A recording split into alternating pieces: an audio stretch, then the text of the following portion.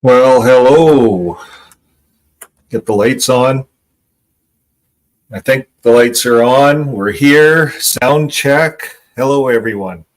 Welcome to the Elders Book Review. As you can see, we're in the library here, and we're going to work this Elders book over like you wouldn't believe. Well, we're going to read it at least. Okay, well, let's get on with it here. We said hi to a few people. We have Carrie. Hello, Carrie. Devin. Hello, Devin. Hello. And we said hi to a few other people there. So nice, relaxing evening. Just sitting by the beach, watching the waves. Probably San Diego Pimo gets to see that every day. Up here in Canada, we can only imagine it through a green screen. So that's how we get to sit by the beach, put on some music and things like that. Okay, so Elders book. We're getting into an interesting part of the Elders book here. This is about education. Situations that, remember, last video, we covered most of this chapter, and then we finished up here. Okay. So situations that may require a review of an appointed brother's qualifications. So the Elders book is not just about disciplining the congregation. It's about disciplining the elders. And we're going to get into the higher education one, but if you ever file for bankruptcy, here's what it says in the Elders book. Have individuals in the congregation of the community become upset? Did the brother lack self-control in his spending or fail to use reasonable foresight in his business decisions? Does he have a reputation for being honest and responsible?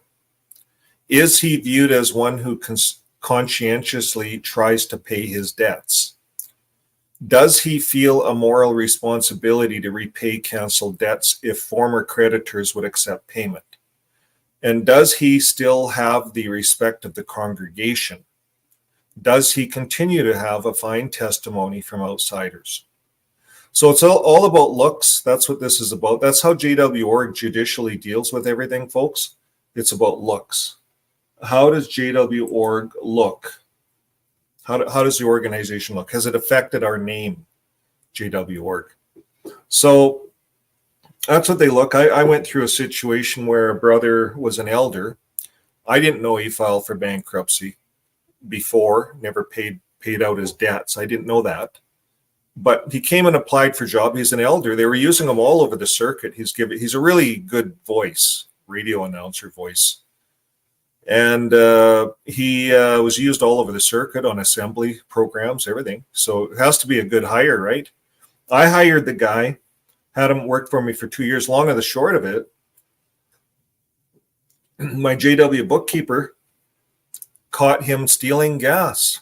And he was pumping gas into his daughter's car. She found it because you mark kilometers, the amount of gas used. It's really easy for accountants to do that. But that's what happened.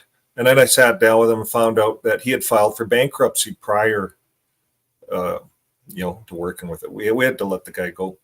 So I don't know. Do they really question the brother? This detailed. I don't know. This guy didn't pay his debtors back. He was still used all over the circuit. Files for bankruptcy.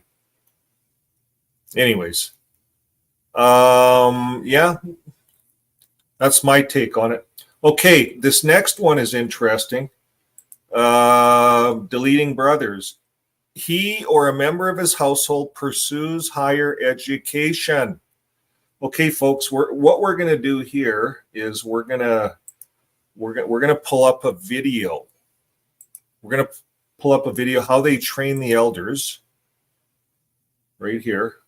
This is how they train them. So if let's say you had a brother in your hall who's an elder and you're another elder, his daughter's going for higher education, right?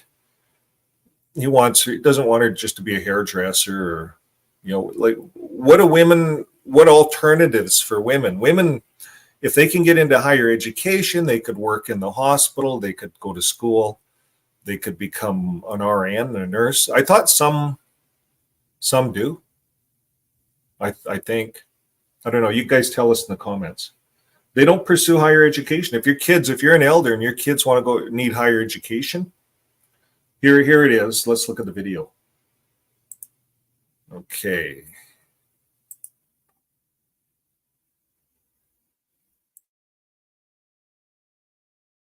Are you having trouble trying to keep up with your professor? You've got to try Otter. Here's how it works. This is how, if you want to know about education and how they do things in the congregation, this is how they view education. That's what I look like. They view it very low. They don't want people to get educated. So we know it's a cult. So here it is.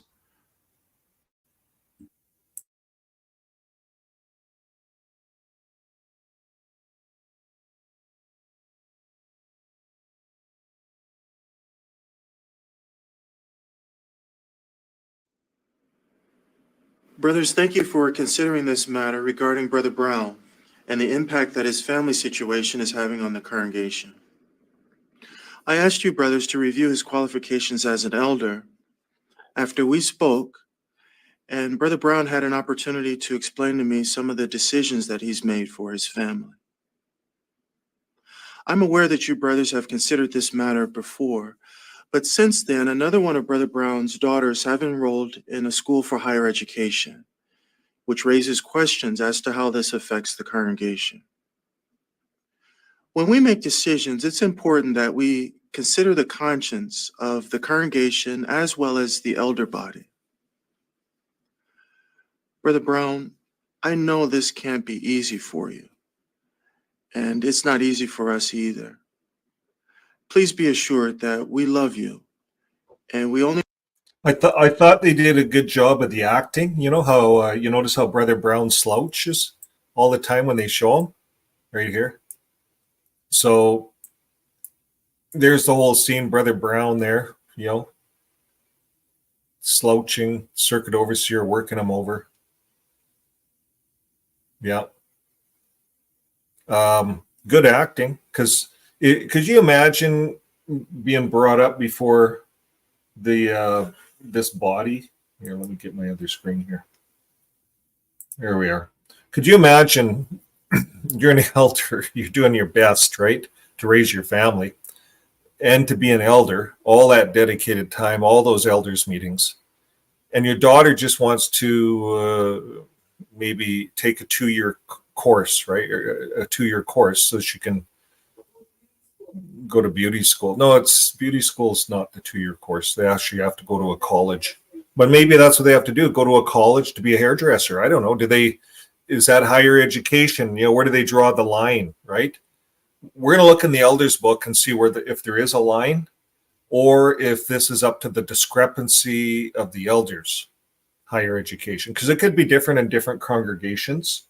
So, yeah, it's an older, this video is an older video, but it ties into the next part of the elders book.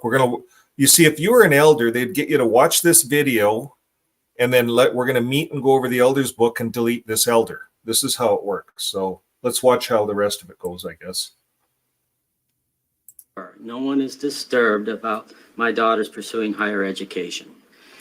As far as my younger daughter is concerned, she was judicially reproved, but it wasn't announced to the congregation, so she's repentant. And no one has approached me expressing that they're disturbed about me supporting my daughters seeking higher education, trying to better themselves. It's not like they're leaving the truth. Brother Brown, thank you for expressing how you feel. Let's give your fellow elders an opportunity to express their observations or concerns.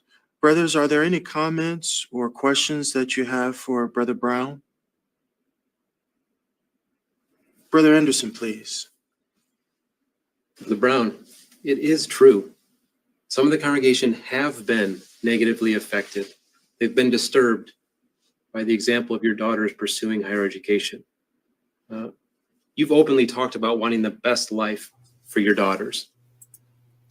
So that's what's going to happen if your kids are taking higher education. It's going to disturb people.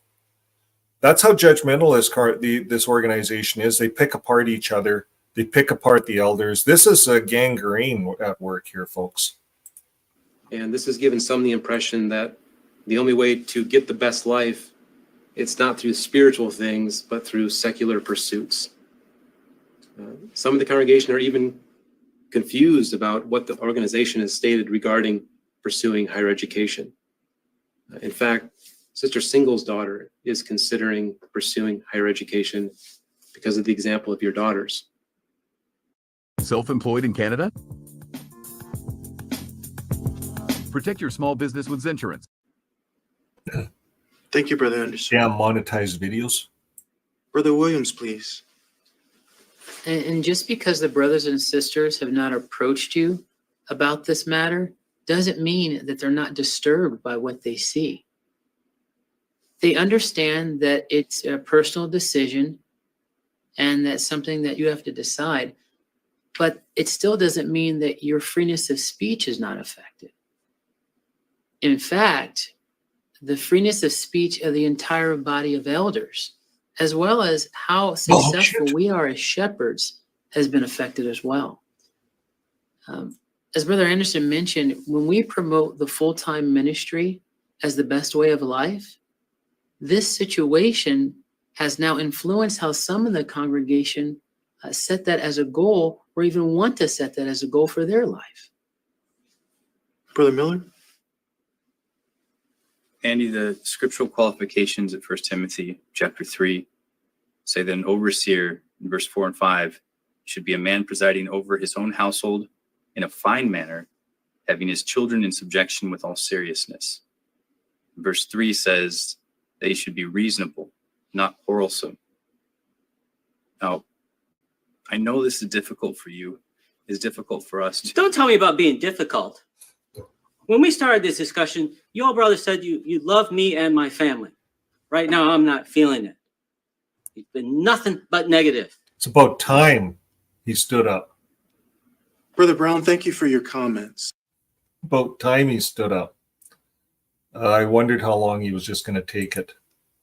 This is a guy that I believe would quit the organization. That's what I believe. Anybody that sits down with elders, like this is a loving elders book, right? Loving body of elders. Do you guys see any love here?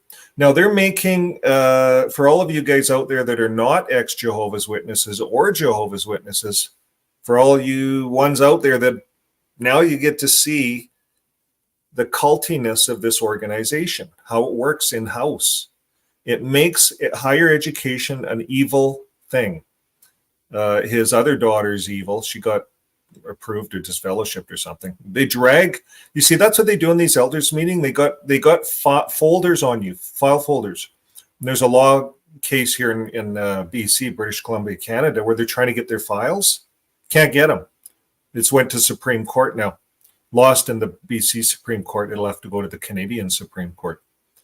You can't get the files out of these guys. They have files on everyone. Everyone that's in there, they have files on you. So this is a high control organization.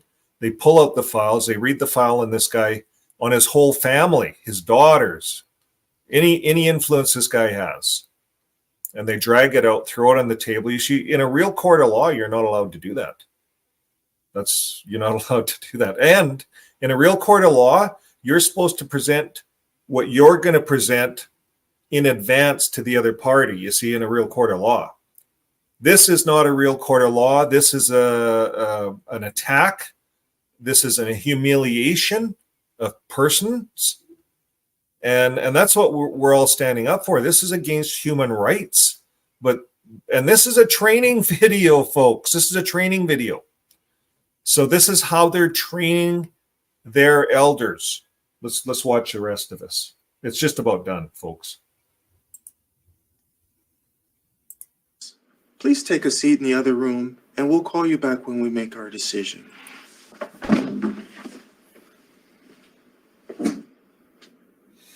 Now, brothers, please open your shepherd book to chapter 8. You'll notice paragraph 30 discusses when a member of an appointed man's house. Okay, we should open our shepherd's book then, eh? Here, I'll get it for you. It's right here.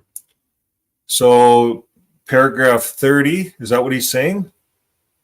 If an appointed brother, his wife, or his children pursue higher education, does his life pattern show that he puts kingdom interests first in his life?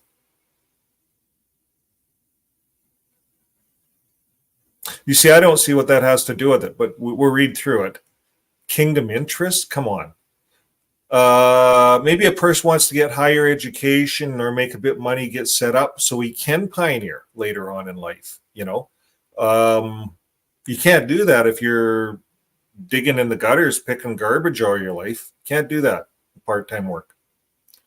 You're going to either hope you end up in Bethel and they're going to look after you when you get old, or you're going to have a tough life. So, yeah, this is culty. Now, does he teach his family members to put kingdom interests first? What you see, kingdom interests first, folks, is not about loving your neighbor. Nothing here about loving your neighbor. It's about serving the watchtower, and it's about being a pioneer and going out in full-time service. Bethel, something like that. That's what they want the family to do. They want to force them into this. Does he respect what has been published by the faithful slave? You see, nothing about the Bible, folks. Faithful slave. This is who they idol. It's a faithful slave on the dangers of higher education. I don't think there's any biblical. There's not one damn scripture in here. Does he respect what has been published by the cult leader, faithful slave, Stephen Lett, on the dangers of higher education? Do his speech and conduct reveal that he is a spiritual person? You can have a very spiritual person just trying to get some higher education. It has nothing to do with spirituality, folks. Higher education. How is he viewed by the congregation? Who gives a shit? You see, this is a thing because they made it a thing. If it wasn't a thing, higher education, it wouldn't be a thing in the congregation. But you know what, folks? This organization would cut in half tomorrow if these people got outside of it and started looking around and got a little education. They'd quit because they'd realize they're in a cult. So that's why they do this, folks. And that's why we know it's a high control cult. It's right here in their elders book. It's as plain as daylight to me. Okay, let's go on. Why is he or his family pursuing higher learning? And do they have theocratic goals? Like, it's none of their business. Does the pursuit of higher education interfere with regular meeting attendance? Absolutely, it's going to. But everything does. Everything in life may interfere with meeting attendance. What about meaningful participation in the field service? I don't know. If a person's a weekend service person, you go to school during the week and you can still go out and service on Saturday. It shouldn't have anything. And nowadays you just got to check the box. Or do you? You see, here's what I think's happening here. They cut down the hour requirement now so that you can be a pioneer on 30 hours a month. And I think they want everyone being a pioneer. They even made it so you could auxiliary pioneer for 4 months at 15 hours a month to get you started. And you'd be looked at, exonerated, put on high. You get lots of parts. They'd praise you. You'd feel really good about being a pioneer. That's all you're going to get from it. But when you get old, you might not even be able to afford to run a vehicle. Probably won't have a house. You won't have much for retirement. I know in Canada here, you got to pay into retirement programs. They call it CCP here. And you got to work for a living to do that. The employers will pay into it. So yeah, you got to work full time, part time. I don't know. You might get a little bit, but not much.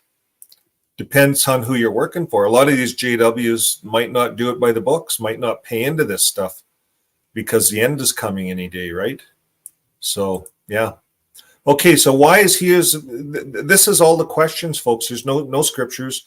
Does the pursuit of higher education interfere with meetings? Yes, it will. Meaningful participation in the service? Not necessarily. Or other theocratic activities? Absolutely. It will for a time period, 2 years or however long you're in school.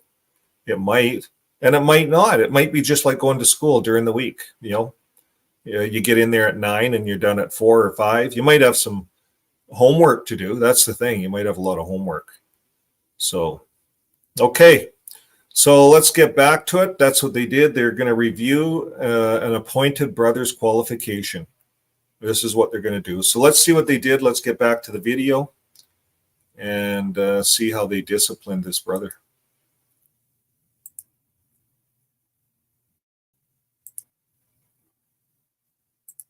Household pursues higher education. And paragraph 32, which outlines the procedure for reviewing the qualifications of such a man. Now, what are your observations?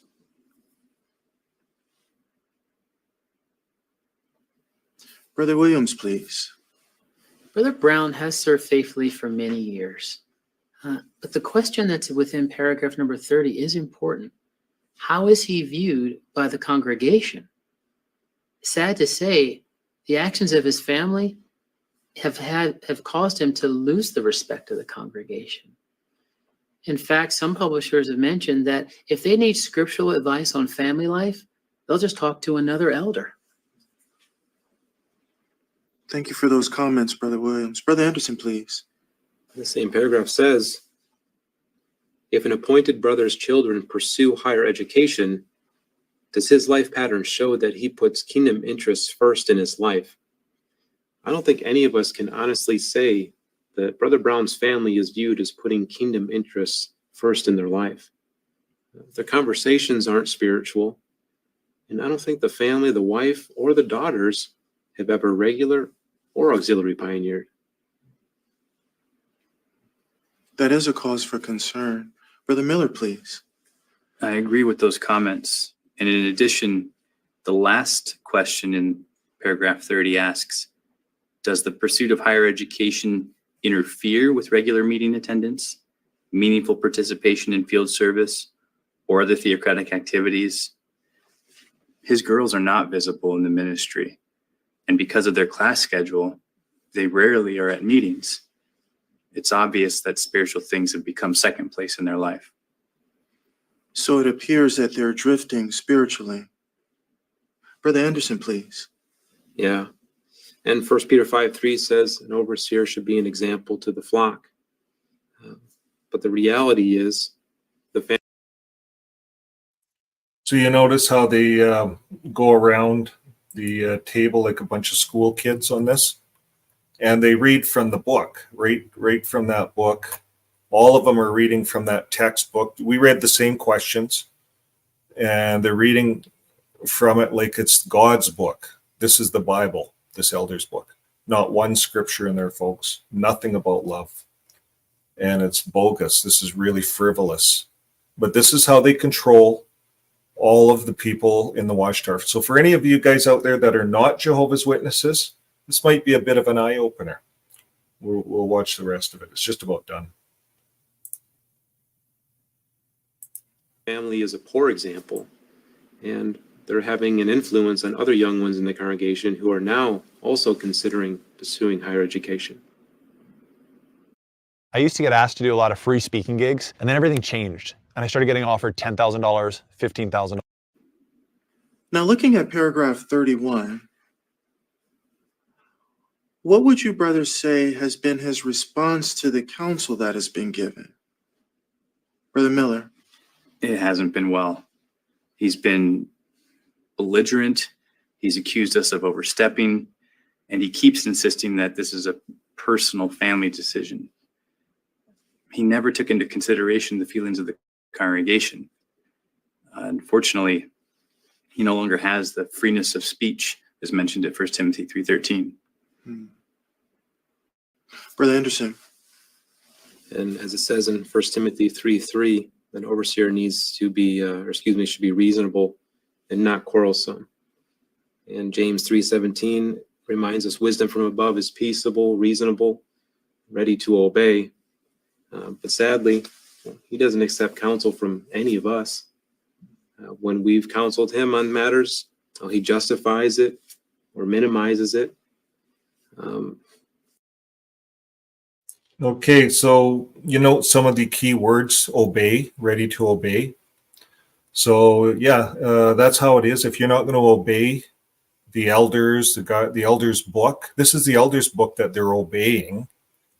You see, folks, this is not people's opinions. These elders, I think, if you pulled all these people apart and shut their religion down, they're all going to have different viewpoints. They're going to go their different ways. These are people that are programmed to follow that elders' book. It's an idol, and that's what they're following, is the elders' book. And it's all about obeying, right from the infancy up, right to these elders. These elders are all little children. Just look at them there. We'll finish it up here. He bullies the body. It's his experience and his opinions that have dictated outcomes. And I'm sure you've seen that today. I did observe that. Thank you for those thoughts. Brother Williams, do you have something more to add? Yes, I did. Initially, the first time we discussed this, we agreed that he doesn't have the respect of the body. But Brother Brown is very outspoken and he's very skilled. He's very skilled at manipulating the rest of the body to adjusting our viewpoints towards his viewpoint. Thank you for sharing that. He can be rather persuasive. Is there anything else that you brothers would like to add to our consideration? I didn't have anything more.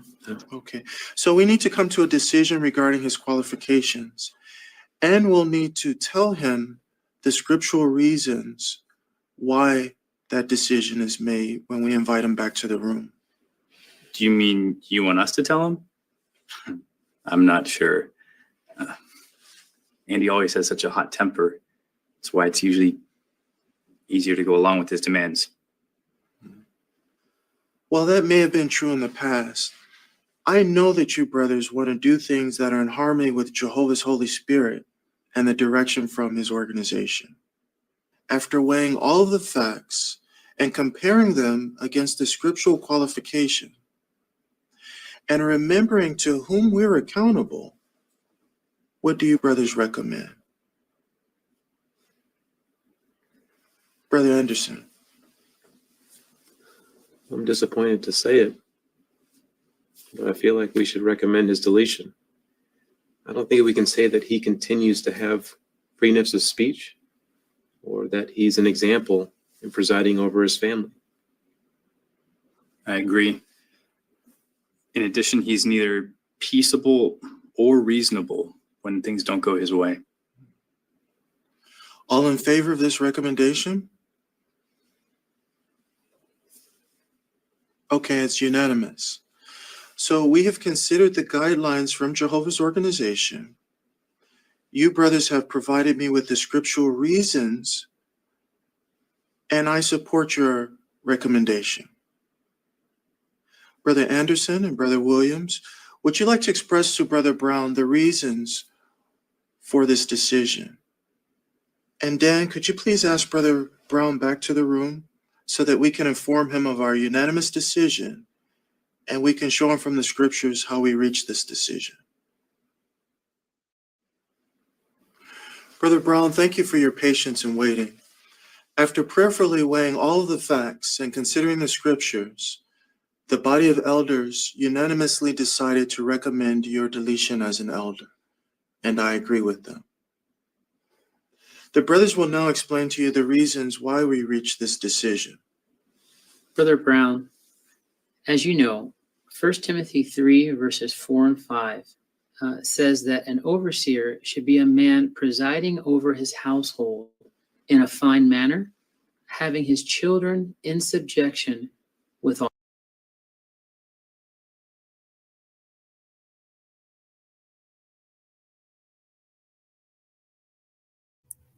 There, my mic's on.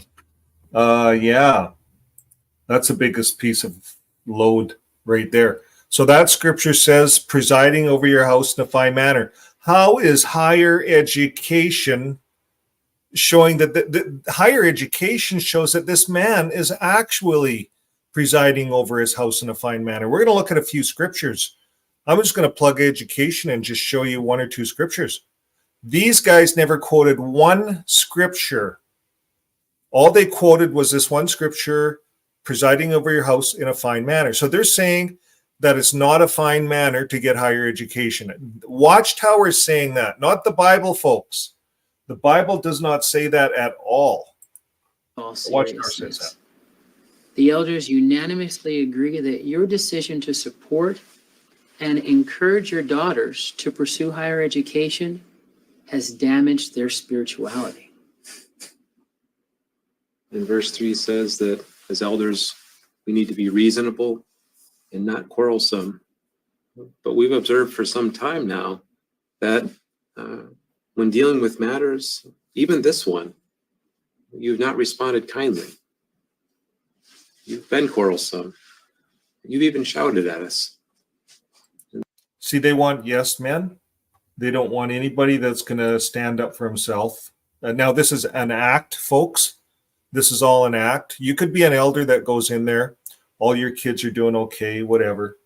Your kid wants to get higher education. They're going to work you over the same way. They're going to make you look guilty. You can't bring a defense in. You don't know what you're being tried for prior to going in. It's not fairly done. It's all secret. Secret elders book, secret meetings. They have secret meetings outside of you. No one has the balls to talk to you face to face in this organization.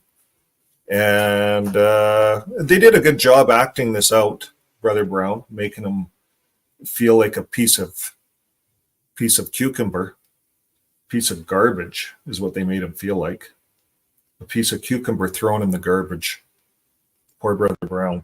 Just for wanting to send his kids, being the responsible one to make sure his kids have an education. It costs money to educate his kids. And he's going out on the limb and doing that because he knows it's important. And so when we weighed all the facts and we looked at the scriptural qualifications in 1 Timothy chapter 3 and Titus 1, well, you no longer meet some of those qualifications. Do you understand the reasons, the scriptural reasons for our decision? Are you kidding me?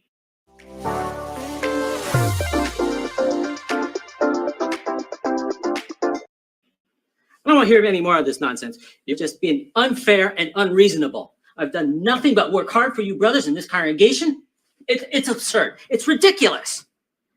Brother Brown, we understand you're upset. Perhaps it would be a good idea if we offered a prayer. Would you mind if I did that?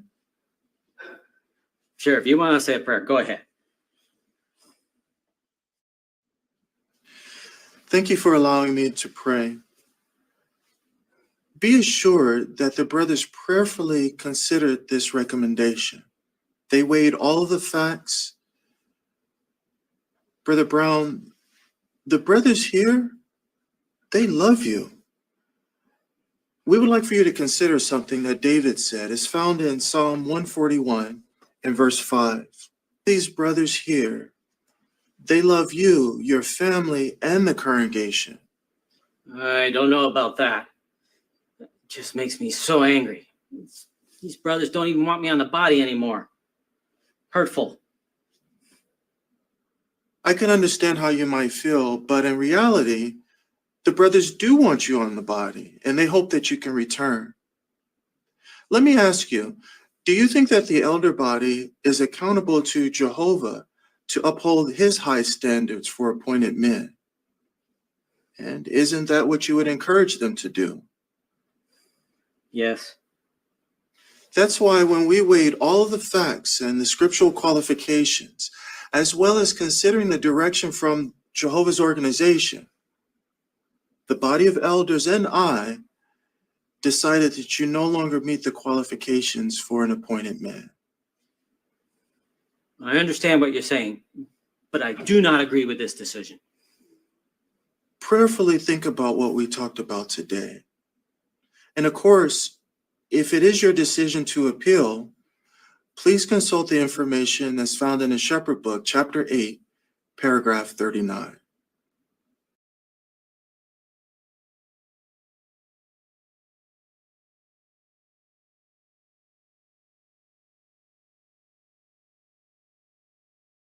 Oh, what a smoke show. That's the way it is. You have to see that to believe it, and they acted that all out. I'm back. And everything. So sorry for all the commercials. I could have turned monetization off, and I didn't. But that's how we do it, anyways. Sorry about that. What was I going to say? Okay, we're going to pull up the elders book, and we're going to see how they wrapped this up, how they deleted him, Brother Brown. This is how it's done. That's why we're reviewing the elders book, so we can show the audience, anybody that wants to look at this, they can see how it's done in this organization. I refuse to call it a religion any longer. Now, this is where they review procedures for reviewing an appointed brother's qualification. When preparing to review the qualifications of a brother, elders should first research current direction that applies to the issue at hand, avoid dogmatic viewpoints or quick decisions based solely on personal preference. Do not be quick to recommend deletion unless there's a solid basis for doing so. Do you think there was a solid basis for doing so with this brother? No, like education. JW.org is really showing their cultiness by deleting brothers for their kids taking higher education. We have there was a brother in Pentant. A lot of you might know Pentant. He's from southern Alberta. He was an elder in a congregation. The whole area split because of this, but he just simply because his son went to higher education. This has been a fight forever with JW.org, higher education. So they go through, has the brother served faithfully for many years? What has he done or failed to do? That raises questions. See, they're going to dig up all your crap, throw it in your face. How did he react? So it's a kangaroo court. Thank you very much, whoever threw that into the comments. I thought that's exactly what it is. It's a kangaroo court. How did he react? Well, most people are going to get upset, right? So that's what they videoed him. JW.org planned it all, and they made the guy get upset in the video. So you see, they're training their elders to work people over until they get upset. That's what it looks like to me. You see, if I would have went in there, I would have pulled out the Bible tool like now, and it takes a lot of years to get here. You never get there when you're in that guy's position. Never. You're still indoctrinated. You still believe the crap in that elder's book. So here's what they say. Possibly he just made a mistake, using poor judgment. The congregation in general may still have respect for him, confidence in him as an elder. Well, all those three elders will go home and talk to their wives and kids and say, what do you think of Brother Brown? What do you think of his kids? They'll work the guy over. They nitpick people in the congregation, and they destroy each other. I ask again, it all looks good from the outside, all the assemblies, all the stuff they're doing. They make it look like they're doing all this stuff. But you tell me as the audience, is this healthy? Is this a healthy environment to raise your family in? That's the question you have to ask yourself, as if you're planning on going into that religion, if you're studying into it, or if you're trying to get out. Now you know what goes on in the elders' rooms. It's not healthy. This is not an organization of love.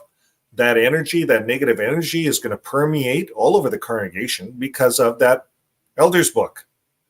Nothing less, nothing more. Elders book. Okay, I'm going to put this up full screen here.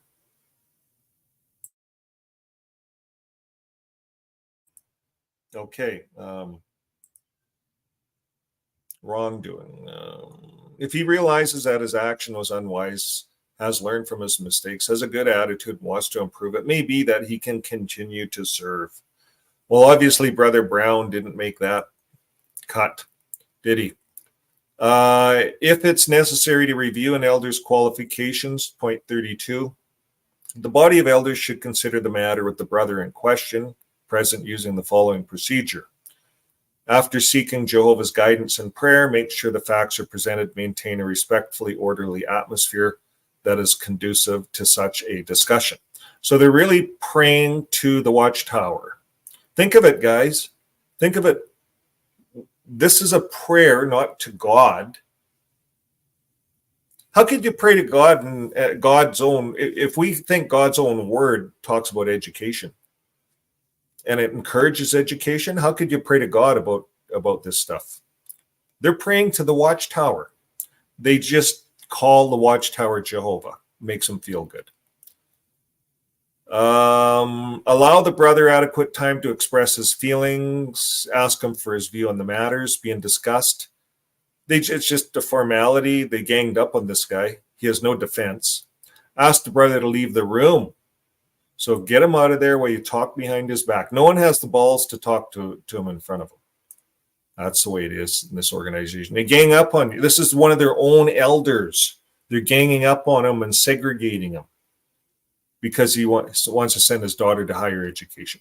Invite the brother back into the room. If the decision is recommended, his deletion, inform him this and give him the scriptural reason. There's no scriptural reason. They said presiding over a family in a good manner.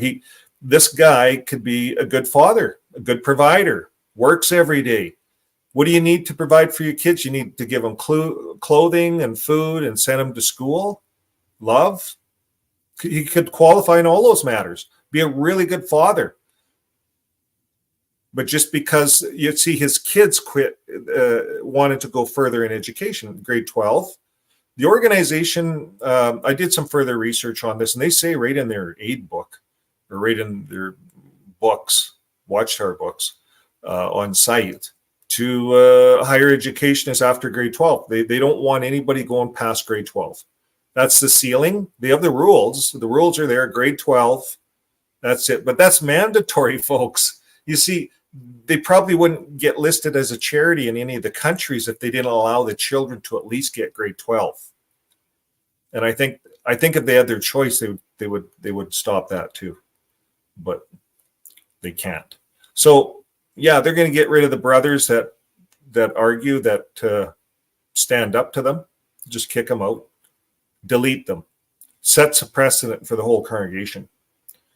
It keeps them in line. Okay, 33. If the qualifications of a ministerial servant are being reviewed, it's the same procedure. Having the brother present during the meeting, the body of elders, all the stuff, it's the same. The body of elders decides to recommend his deletion. 2 elders meet with him again and inform him of that. They don't bring him back in like the elder, but they'll just meet with him. Based on his comments, it may be necessary for the elders to discuss the matters further before a final recommendation. And recommendation for deletion during the circuit overseer's regular visit to a congregation. Okay, now before we go any further, I want to just pull this up here. And I'm just going to put in the Bible tool here. It's coming up.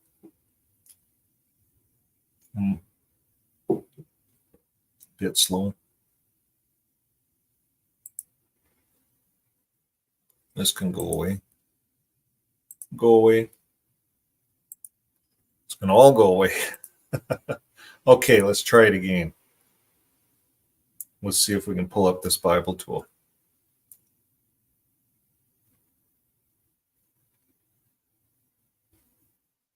There it is. Okay, we're going to put in education. This is just a Bible tool that it's like a search engine. And we'll see what comes up.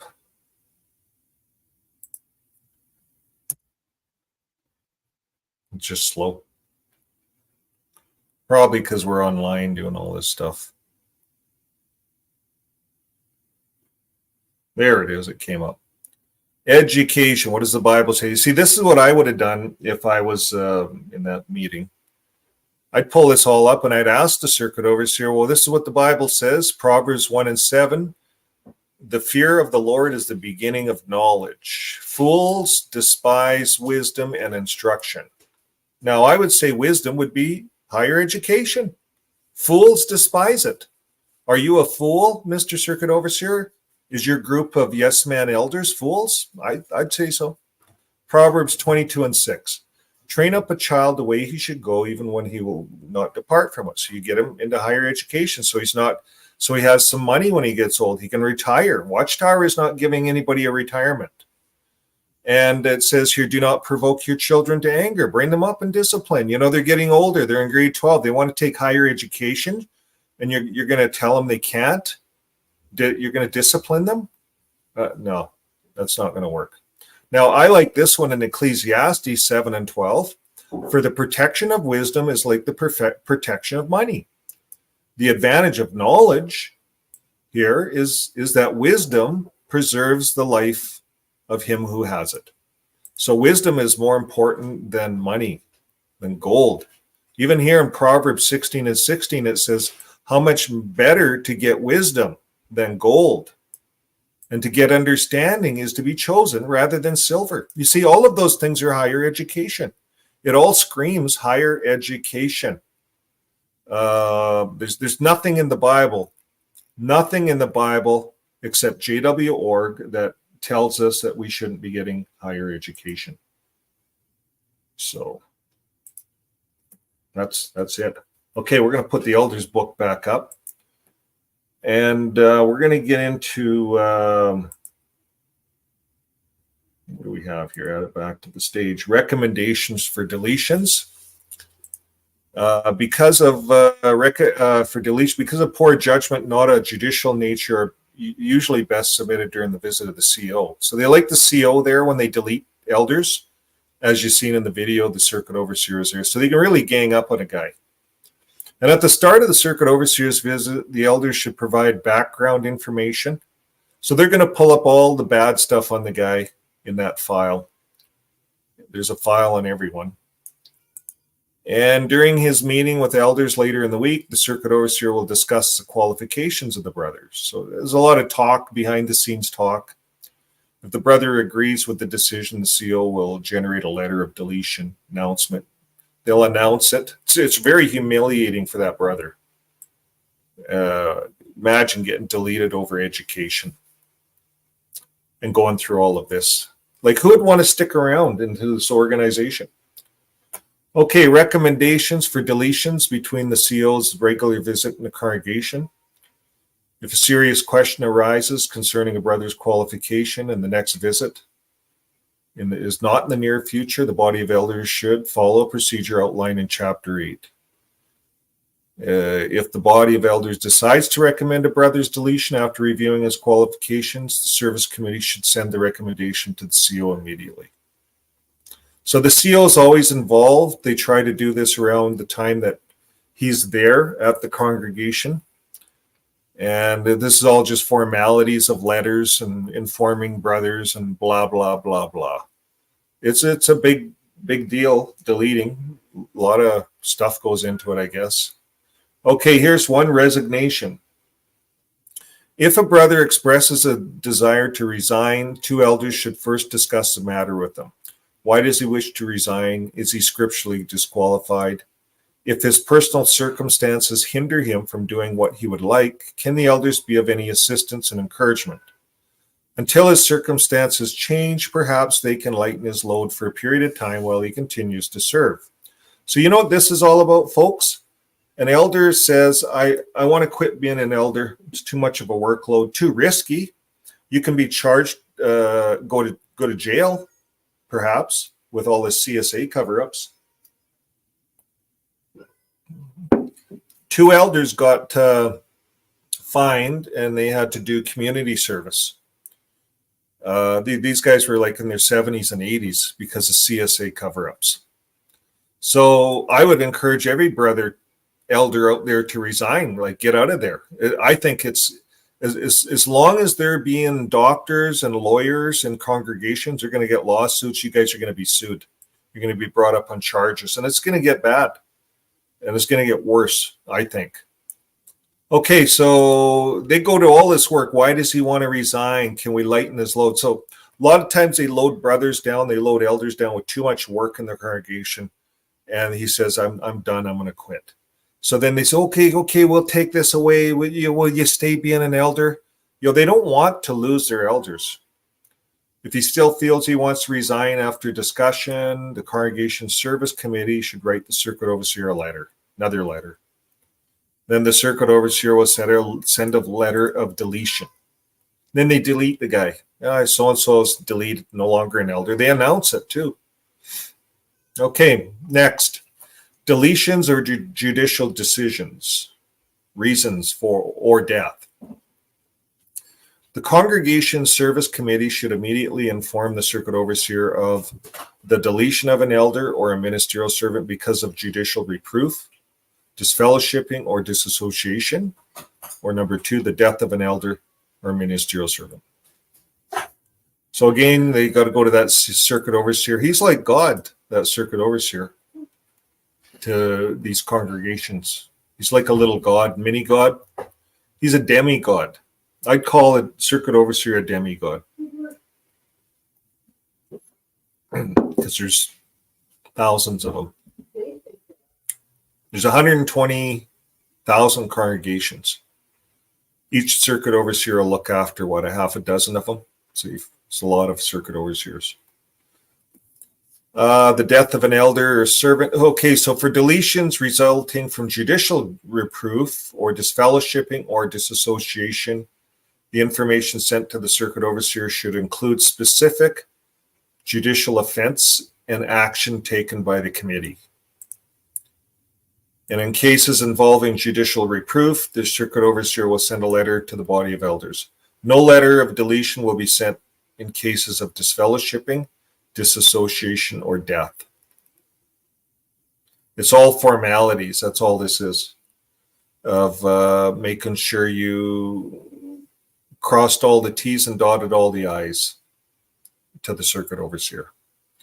Announcements. Announcements of deletion include those because of resignation should read as follows. Brother Vern Hoole is no longer serving as a ministerial servant. And when an elder or ministerial servant moves out of the congregation, an announcement of deletion would not be made. And when a brother resigns, an announcement should be made without waiting for the letter of deletion from the circuit overseer. And after guilt is clearly established in a judicial matter, an announcement of deletion should be made to the congregation at the next midweek meeting, even if the judicial hearing is not yet completed. So there's the rules, folks. That's how it is in the elders book. So if you're getting deleted and your elders, you appealed your meeting, let's say, you appealed it. They said, oh, we've got to disfellowship you.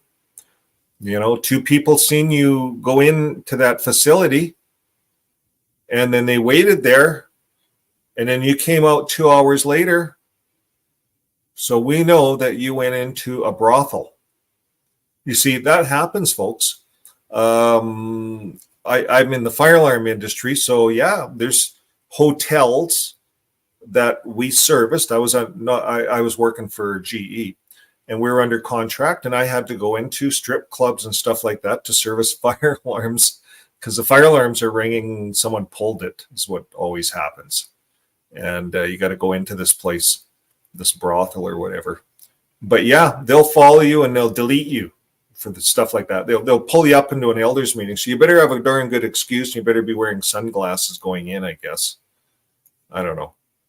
You know, you don't want to do what I did. I just stayed and had a beer with the manager there after I was done the service call. No, I didn't do that either. Hey? Oh, okay. Let's see what Gilbert said. An elder can leave to another hall and ask not to be named. Really? And that way he was never removed or announced. Interesting. Good point, Gilbert. Maybe we'll run into it in the elders book. Yeah, my mom was trying to go, and then they both went to a meeting after they read my dad's name off. No warning. You could even appeal it. It says here that if they feel they want to read that name off, they'll read it off. So appealing deletions. If an elder or servant disagrees with the deletion by the CO, wishes to appeal, he should immediately send a brief letter to the service department. So he has to send a letter to the service department. That's the branch office with a copy to the body of elders and a copy to the CO, explaining why he disagrees with deletion. See, I would just send up those scriptures we pulled up on education. There's no scriptural support. There's none in the elders book to delete a brother, for the education thing. That's really a lame, low thing. Now, it would be inappropriate to pressure a brother who wishes to appeal not to do so by suggesting, for example, that it would take longer for him to reappoint with a view to the negativity. Yeah. See, it's because you're going against the governing body, the elders book. It doesn't matter if you have scriptures to support your argument. They don't see the Bible we read in the very beginning. If you go back to the first video, the first 2 lines, instructions to the elders, is number 1, seek the Bible, but number 2, obey the faithful and discreet slave, the governing body. Obey them.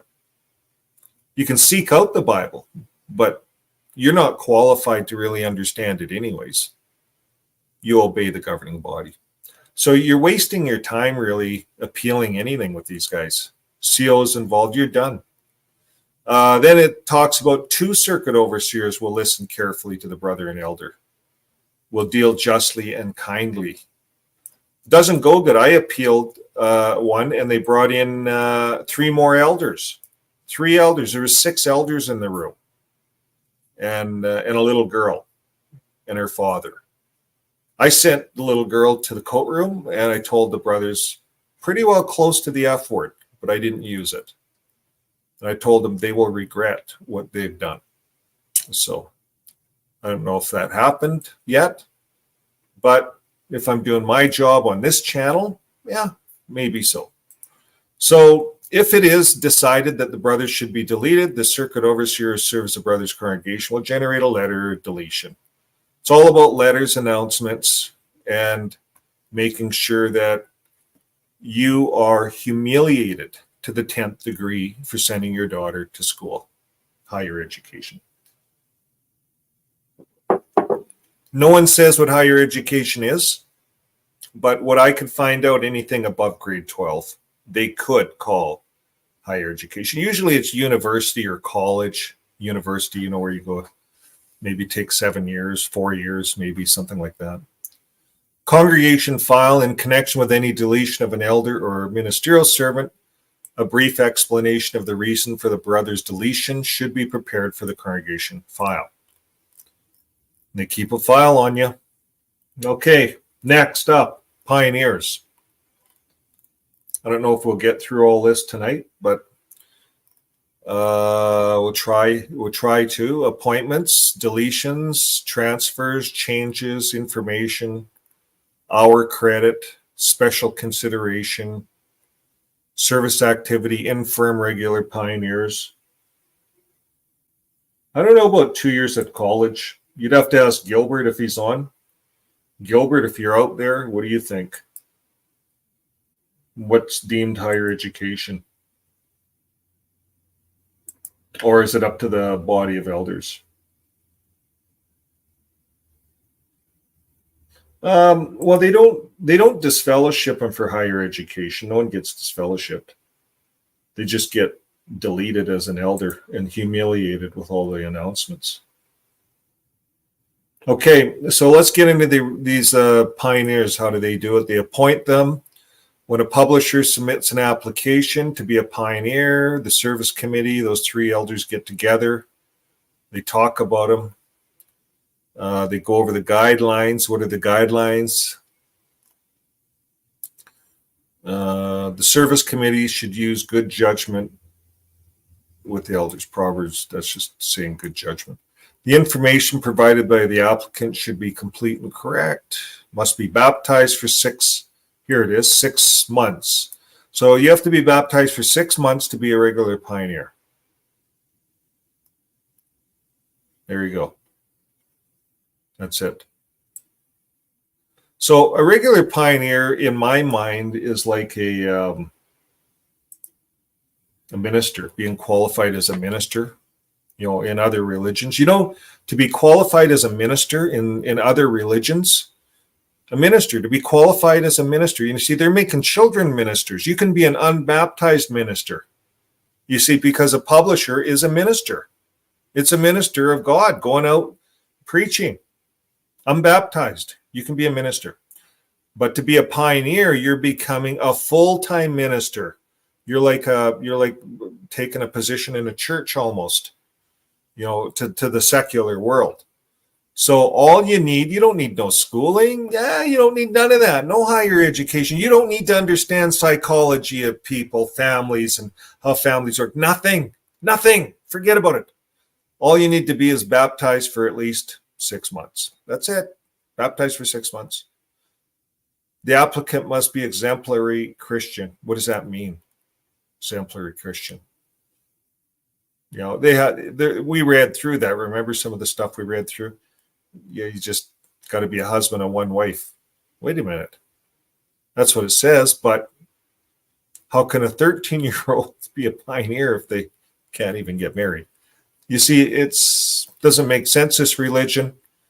There's no training to be a minister. Kids can be ministers. So the applicant must have organized his personal affairs so he can reach an annual requirement of 600 hours. So that's the big ticket. Just that's all you got to do to require. Just put in 600 hours. It's all about hours, folks. Nothing about being qualified to do family counseling, to know theology, to even know how the Bible was glued together. None of that stuff in this religion. Those who discontinue Pioneer must wait a full 6 months before applying again. Penalty. You get a spanking if you discontinue. Yep, don't discontinue or you can't apply for 6 months. Scare tactic a little bit. Okay, the applicant must not have been reproved or reinstated within the past year. That's all you have. You could be a pedophile, get that all cleaned up 1 year later. You're going door to door as a regular pioneer. It's all behind you. You're exonerated. You look righteous. You're a pioneer, regular. And guess what? You get to go out in your favorite territory, the playground of young children, in all the communities. That's how it is. Well, not really. If you're a pedophile, there are rules. We're going to get into that. And they're supposed to have an elder with them out in service now. And there's supposed to be some restrictions now. But you could be anything but a pedophile. They made these special rules now for the pedophiles in this new elders book. We'll get to that. Might not be today.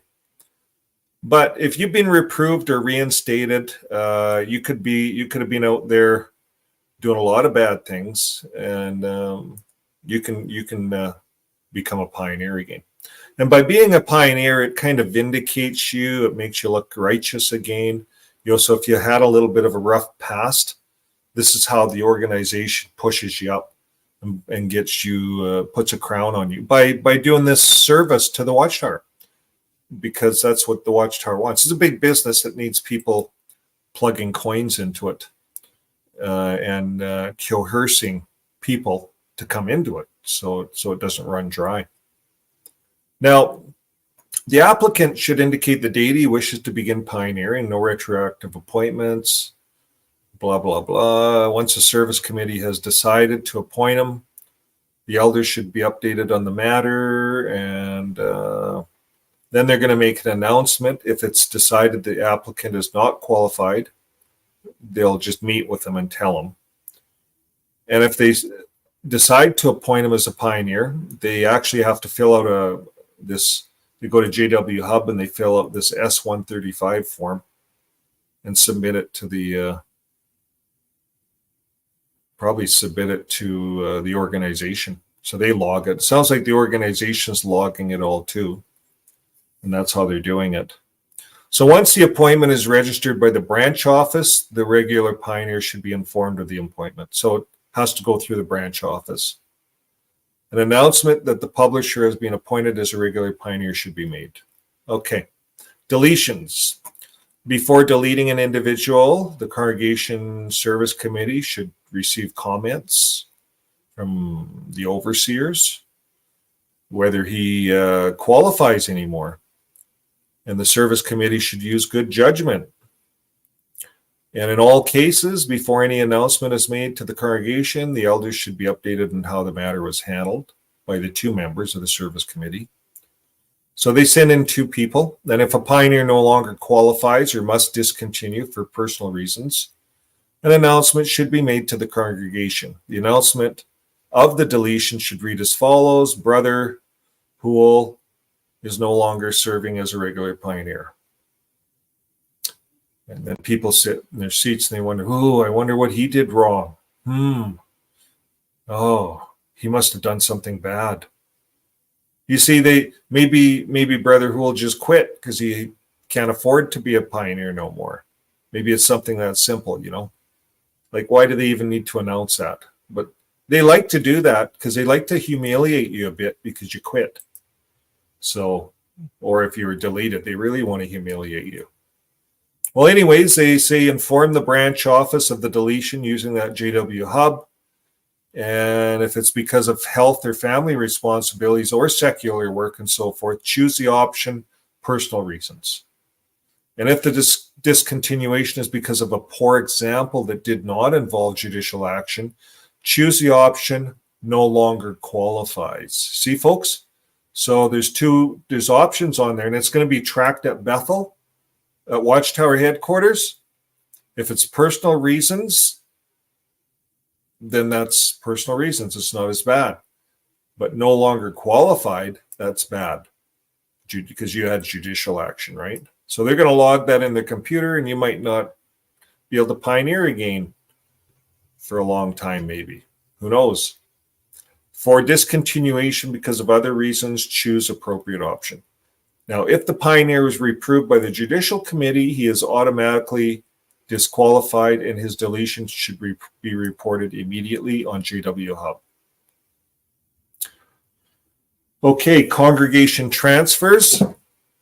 If a pioneer transfers to another congregation, the secretary should transfer the pioneer's congregation person records to the new congregation. And when a new congregation accepts the transfer, the person will be added to the list of pioneers in the new congregation. Then they get a letter sent to them and all those things. So if so, there is no exceptional reason to do otherwise. The appointment should be announced next midweek. So it's formalities. If they transfer, you got to get a letter sent from the other congregation saying he's in good standing still and all those good things. Changes to the pioneer information. Changes to the pioneer's name, birth date, baptism date, marital status, or spouse's name may be made in JW Hub. See, they keep a lot on you guys' name. Birth dates? Birth dates shouldn't really go to too many people, That's kind of a private thing. People could forge things on you.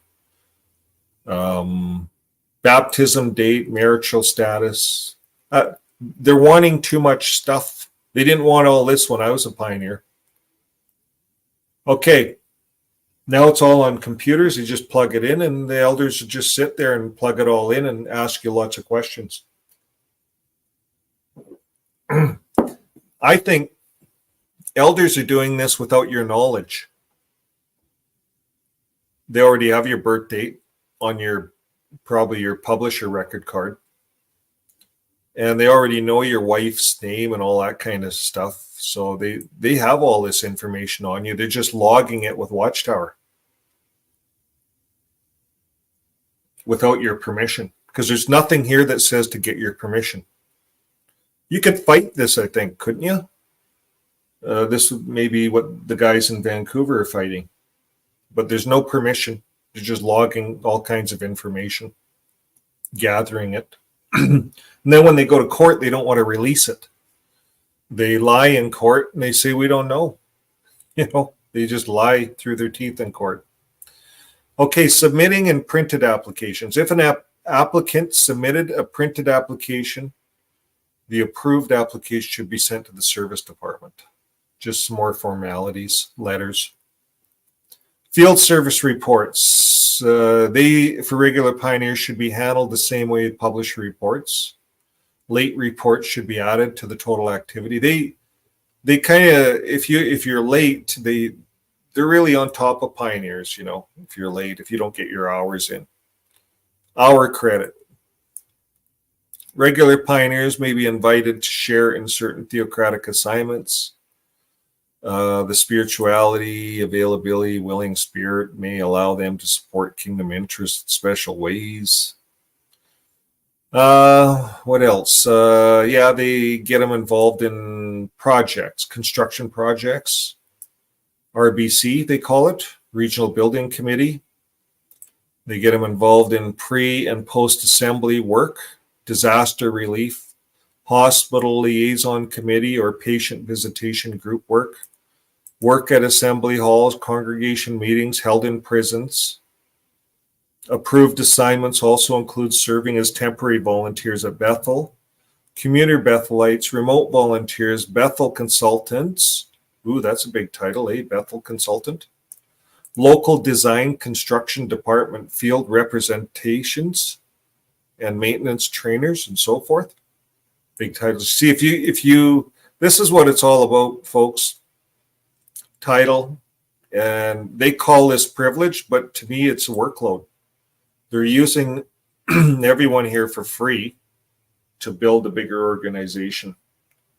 And if you're in the hospital liaison committee, well, you're going in there to enforce that people die, make sure they don't take blood and die. That's what that's all about. That's kind of a sad job, but they call it a privilege. So now, number 12, when a pioneer's assistant is authorized, he will keep a record of all the hours spent working. So I guess if they get authorized to work in these, this is kind of free hours for the pioneer. You don't have to go door to door. It's free hours, like easier hours. And they get to keep a record of all the hours spent working on that assigned project.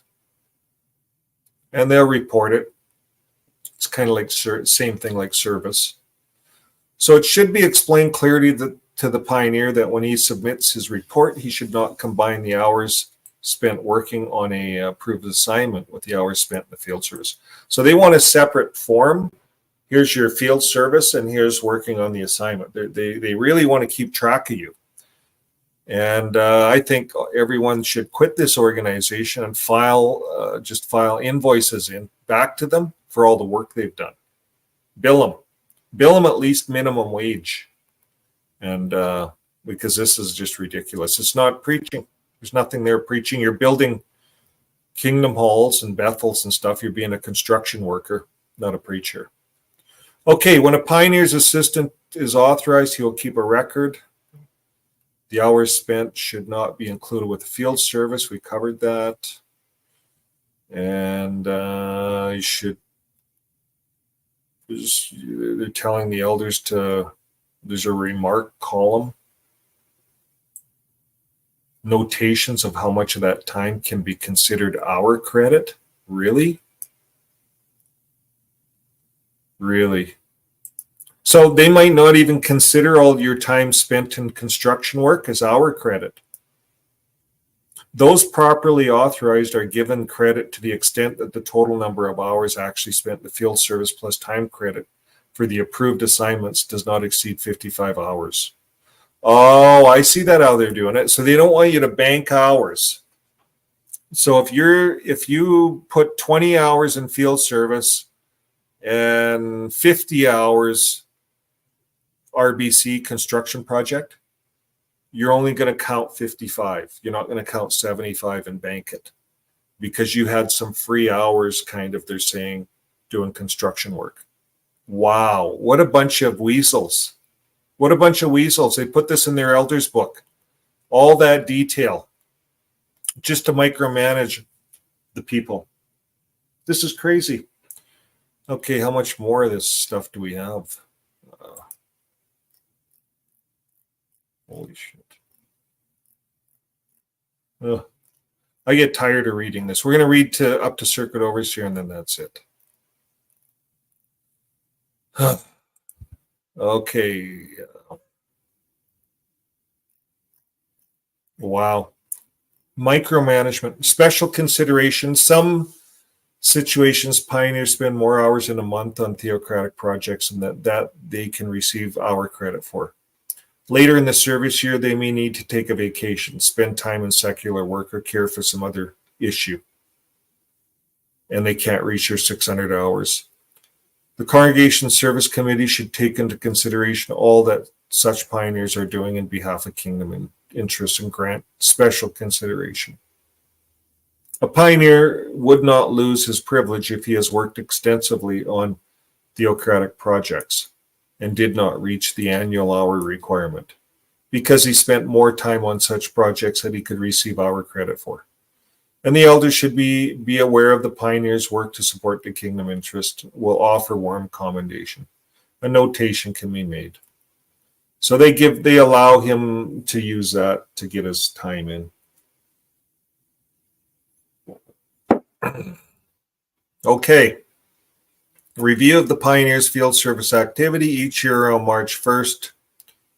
They will review it, secretary and service overseer, and an hour credit of all regular pioneers. If a pioneer is consistently not reporting an average of 50 hours a month, factoring in any hour credit, the service overseer and group overseer should meet with the pioneer to discuss his circumstance and offer some assistance. Is it because of, so they get into your business. It's is it this routine? Is it that routine? Is it your health problems? Is it increased family responsibility? Is it poor scheduling? Is it secular work? Are other activities consuming your time and energy? Is a problem temporary or ongoing? Do you have a realistic schedule that will allow you to reach the hour requirement for your service year? See, they just take this and pump people with questions.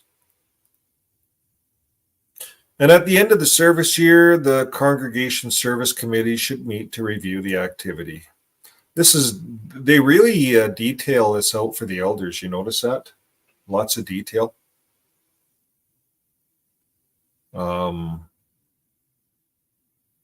So if you reach at least 560 hours for the year, a regular pioneer, the hours spent in the field service combined with any other hour credit, you may continue to serve as a pioneer.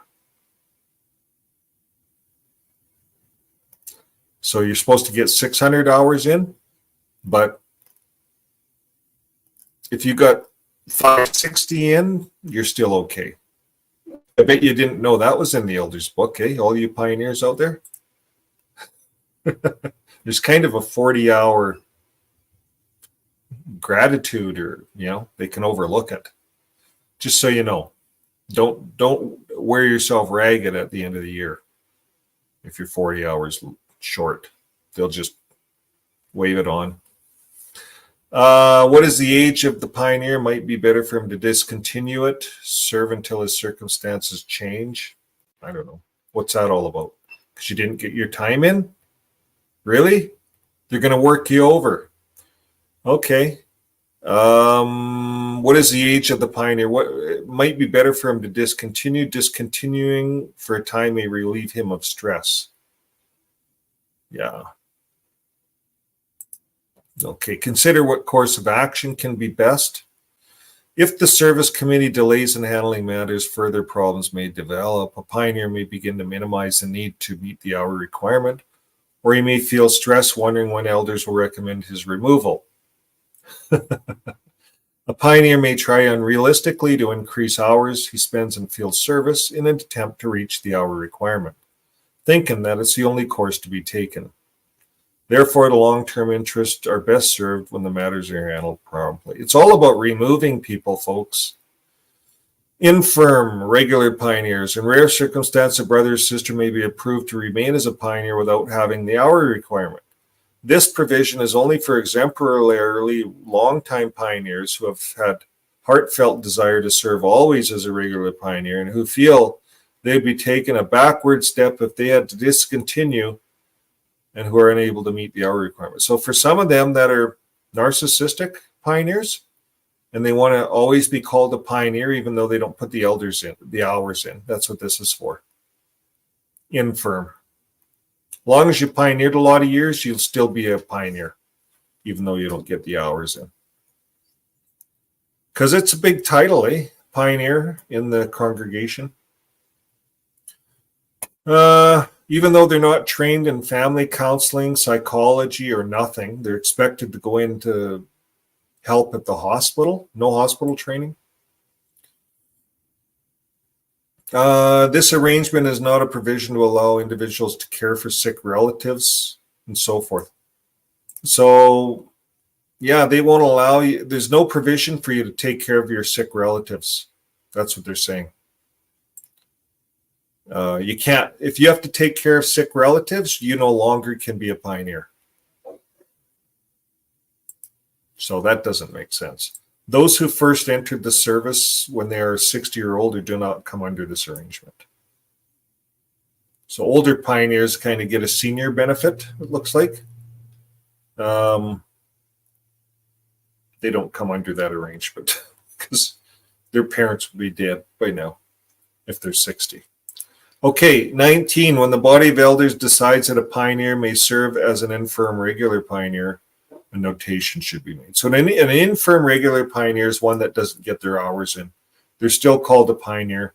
It's because they've gotten older. They pioneered their whole life. They're seniors, and they're still called pioneers. So if you see pioneers in your congregation, you wonder, how are they getting their time in?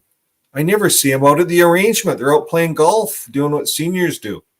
Or do they? Probably not Jehovah's Witness ones. I'm sure there's a lot of Jehovah's Witnesses that play golf. Okay, that's it. That's it for pioneers.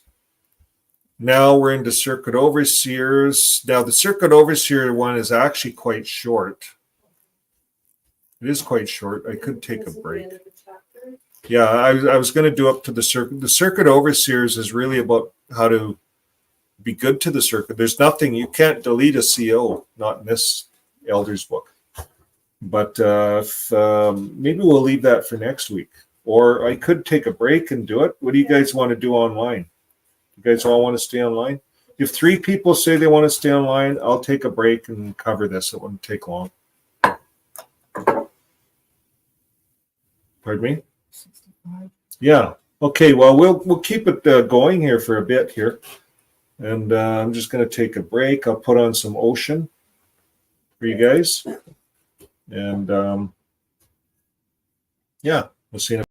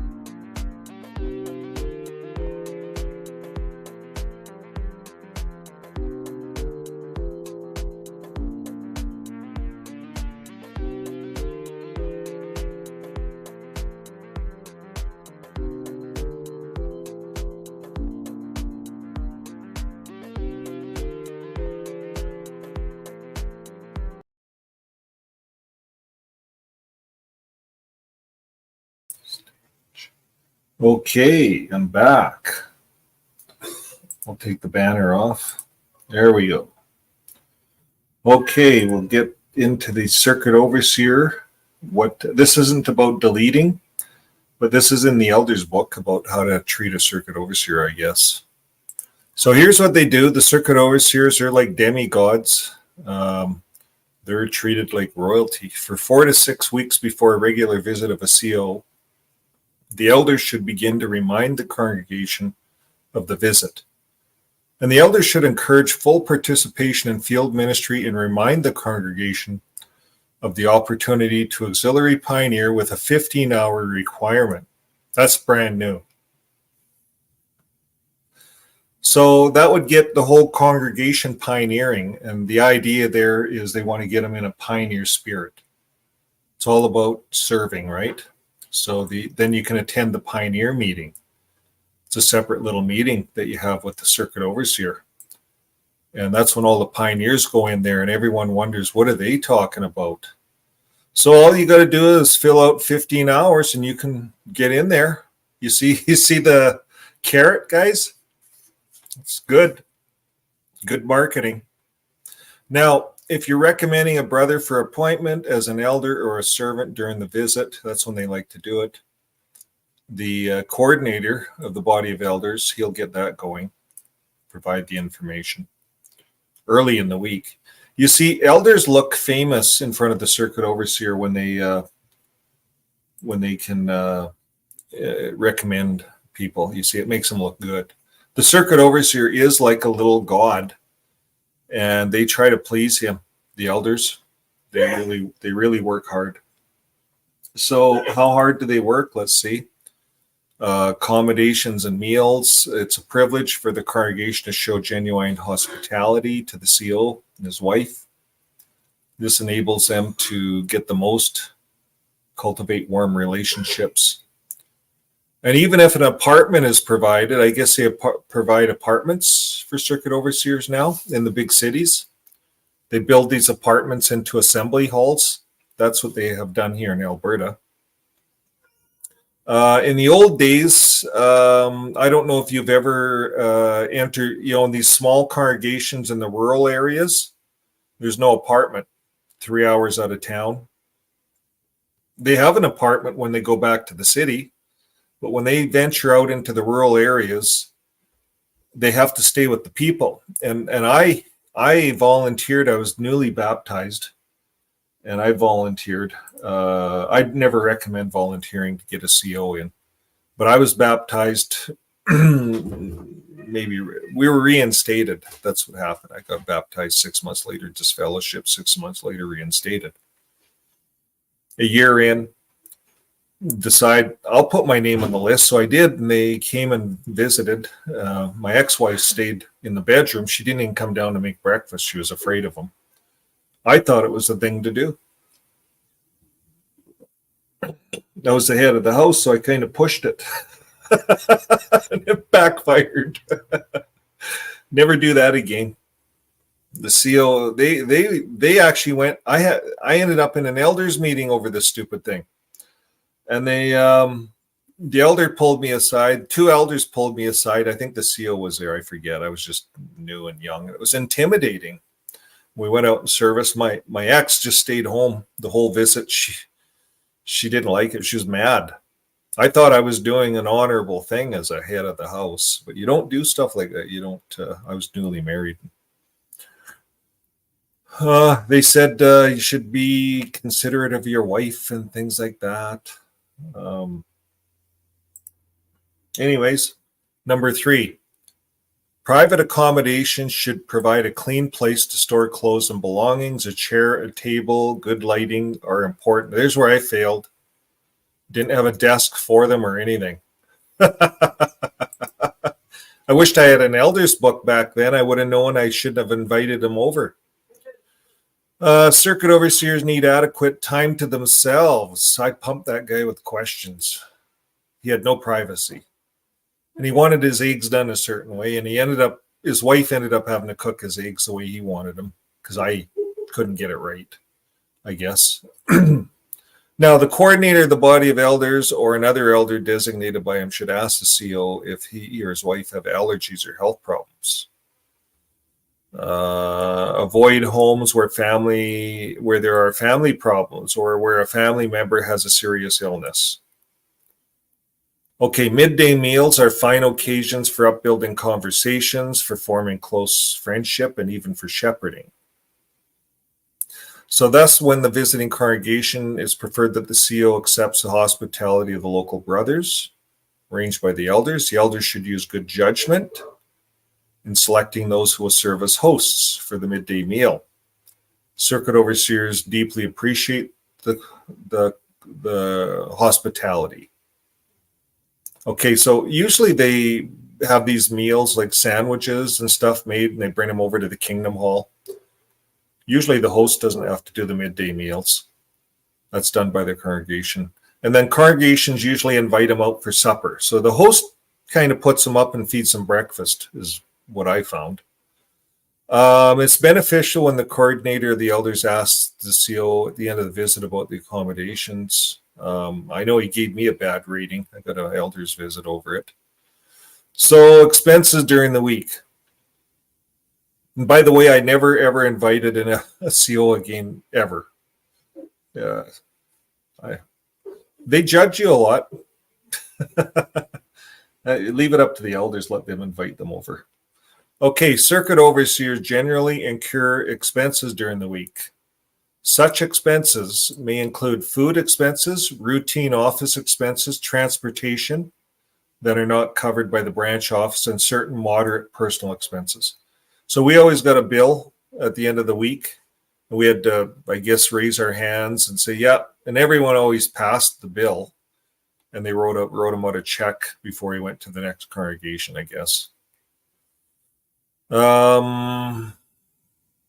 At no time should COs be financially burdened to any congregation. So I don't know if people donate money to them, stick money in their coats. I bet you that happens. You know, they come home and they pull money out of their coats. It's a famous Russell thing. Russell said, Russell went out, Pastor Russell, they call him. He went out and came back and he pulled an envelope out of his coat. Someone stuck it in his coat and it was $30,000. It was in one of their magazines. $30,000 today's standards. I don't know how much it was. Maybe $2,000 or something back then. Equivalent to 30 grand. Could you imagine? CO comes back and he's got $1,000 in his coat. I bet you that happens. If you guys know of that, put it in the comments. What do we have? My parents and others often gave a card with money. Yeah, see, there you go. See, I think they get a bit of money on the side. According to the CO, the fish and chips don't have vitamins. It's a good one. Move on. That's why you left. What was this one here? Sandios. The video showed a couple hesitating to drive over a puddle. They prayed, drove over a little bump, sigh of release. The audience, when they showed an angel flying over the car too. So that must be a video you were talking about. Okay. What else do we do for COs? Other personal expenses, really? Okay, the circuit overseer will be considerate and discerning in submitting his expenses. Some personal expenses could be covered by the monthly allowance from the branch officer from personal contributions. Oh, look at that. Or from personal contributions he may have received from individuals in the congregation. So they're encouraging people to put money in the CO's coat. Huh, I didn't know that. They encourage it right here. Yeah, right in the elders book. See, he may have received from individuals contributions. Other personal expenses such as clothing, cosmetics, vitamins, over-the-counter drugs, insurance for personal property, or life insurance would not be submitted for reimbursement. Okay, so that maybe the branch takes care of some of that. I know the branch does give them an allowance as well. So you don't have to cover that. That could get expensive, eh? Rather, they should be covered by the CO's personal funds. A circuit overseer should not solicit funds from individuals. So they won't ask you for money, but they won't not take the money. Okay. The expense incurred for the internet or for mobile telephone service needs to be communicated with the congregation branch office for reimbursement. So cell phones, they'll all have a cell phone tablet and stuff, right? However, internet or mobile service beyond what is needed to communicate with congregation branch office would be covered by the CO's personal expense, as would expenses related to internet and mobile phone service for his wife. So it doesn't sound like the congregation has to pay a lot of that. It's covered by the branch. Proper use of congregation and circuit funds. The congregation and circuit funds should not be used to make monetary gifts to circuit overseers beyond their actual expenses.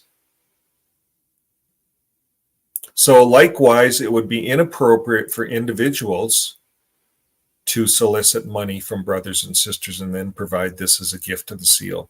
So some people might say, well, let's make them a card. It's their anniversary or something. And then people that stick money in it, they don't want that. These guys want to be above board to an extent. You see, what happens if they will accept money if you stick money in their coats or stuff, but they won't ask for it. And they don't want it like it's being someone's going around soliciting to put it in a card. They don't want that as well either. So people could donate individually to the CO privately, and then you'll just stick it in his coat, and then he goes home that night and he goes into his coat, and it's like a collection plate. It's full of all kinds of donations. I'm wondering, I bet you these guys do pretty good, maybe if you work in Vegas congregations, it's good. All the COs want to work the Vegas strip. Okay, nevertheless, if someone desires to make a heartfelt contribution to the CO, that is his prerogative and is a private matter that need not concern of others. So there you go. The COs can make some good money privately, keep it quiet, and if you donate enough to the CO, he'll recommend you to be an elder. I bet you. This is bribery, folks. I didn't know it was in the elders book. It's bribery. Even our politicians are not allowed to take bribes. This is bribery. Bribery. I want to make sure that's blown up so everyone sees it. Bribery. Right there. They bribe the COs. You can bribe the COs with money. I never knew it. That's the end of it. Bribe the CO. That's the end of the coverage. Okay, now we're into medical matters. We're going to cover that next week. So, yeah. Didn't know you could bribe the CO. Did you know you could bribe the CO? I didn't know it. I'd never ever donated to a CO. I didn't know.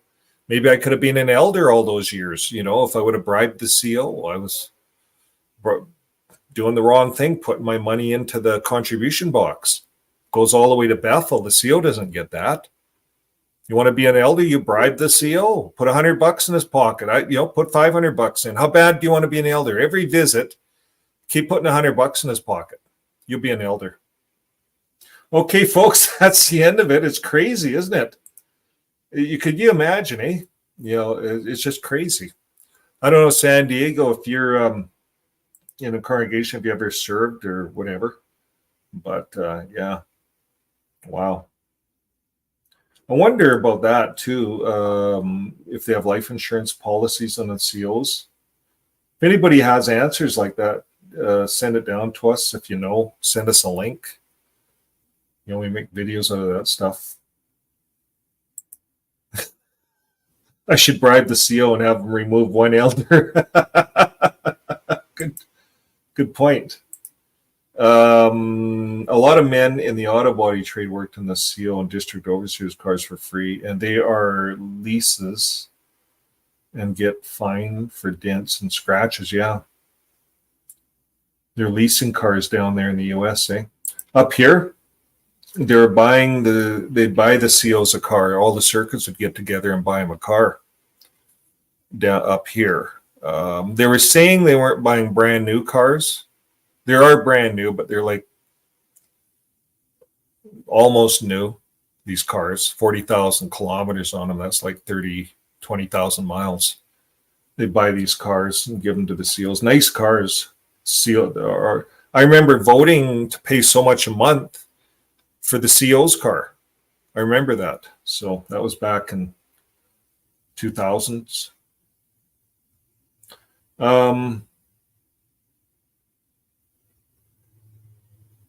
Really? So Jennifer's saying, yeah, you got to they go clean the CO's apartments. They don't even clean their own apartments. Huh. I didn't know that. And then they sell off these CO cars once they're done. I remember they're doing that. Everyone in the circus trying to buy a CO's car. I think they're making good money in those CO's cars. They mile them out, and then people in the circuits just buy these miled out cars for big bucks. I don't know. The Watchtower, people are generous. The Watchtower people are generous, very generous. We were generous when I was in it. And why? Why are you generous? Because you actually believe it. You believe this stuff. We believed it. We all believed this stuff. And so we were generous. We thought we were giving to God. But it's the Watchtower we're giving to. And you can bribe the COs. I never knew it. I'm so glad we're doing this Watchtower. I'm so glad I'm doing this Elders book with you guys. All you guys that are online, it's been great. The comments have been great. We're going to keep plugging away at this. It's going to get dicier as we go on. We're going to get into stuff like masturbation and porneia, all this stuff. Like this Elders book covers everything into people's personal lives. It's an invasion of privacy. And there's no love in it, and there's no scriptures in it. We've identified that. There's no scriptures. We just plug education in any search tool, and the Bible's full of it. It's better than gold. But yet, you get deleted for educating your kids. You're a bad guy. So it doesn't make sense. It doesn't make sense to me anymore. It didn't make sense to me when I was in it. In a lot of senses, the education thing I fought. I actually put an education fund aside for my kids. I didn't know when I was in it and pioneering, I didn't know there was a problem with education. I actually didn't know it because I was always taking training, and I'd fly to Connecticut lots for schooling on the G's or Johnson Control stuff now. That's who owns it now, but it was a Visonic. But we'd fly to Connecticut all the time. All my techs had to fly to Connecticut for training. And the only way I could get the Jehovah's Witness techs to go is because it was a trip. It was a trip. They got to fly there. They got certified and all this crap. And they take it. They go for the extra training. But they wouldn't do schooling, if you had to send them for a week. The training we would do is done in a weekend. You'd get training on new equipment. And we had some pretty good Jehovah's Witness techs too. So it was an interesting journey for me, running a business through the 30 years that I was in it. It was interesting. I'm going to put out a video after I'm done here tonight. It's a little bit on an employer's nightmare. You want to see it. It is an employer's nightmare employing Jehovah's Witness people. And you'll have to see the video to see what I mean by that. But we're at assembly time, right? So assembly time, you give your notice to your employer, and if your employer doesn't give you the time off, what do? Assembly time. Well, you have to watch the video. Okay, folks, we're going to call her a wrap, call her a night. Thank you, everyone, for being on with us. We'll be on with Joe and Fran tomorrow morning for history time. And Joe will be hosting that. Joe and Fran will be hosting that. And it's 9 a.m. Mountain Standard Time, which is about 11 a.m. New York time. Okay, so we hope to see you there. We'll call her a night. You guys have a good evening and keep living your life with love. We'll see you tomorrow. Bye for now. Okay, what are we going to put on here? Everyone likes the dancing, eh? I can give you some dancing. Well, what do we have for dancing? We're going to have to make some new dances, I think, eh? Well, here's the Shun No More 2024. We used to call this JW Night Talk. We still do. But it's a little bit of a dance. If you're in JW org, if you're in the org, it is a dance. Sometimes it's not nice. But when you get out, it's a party. So here we go.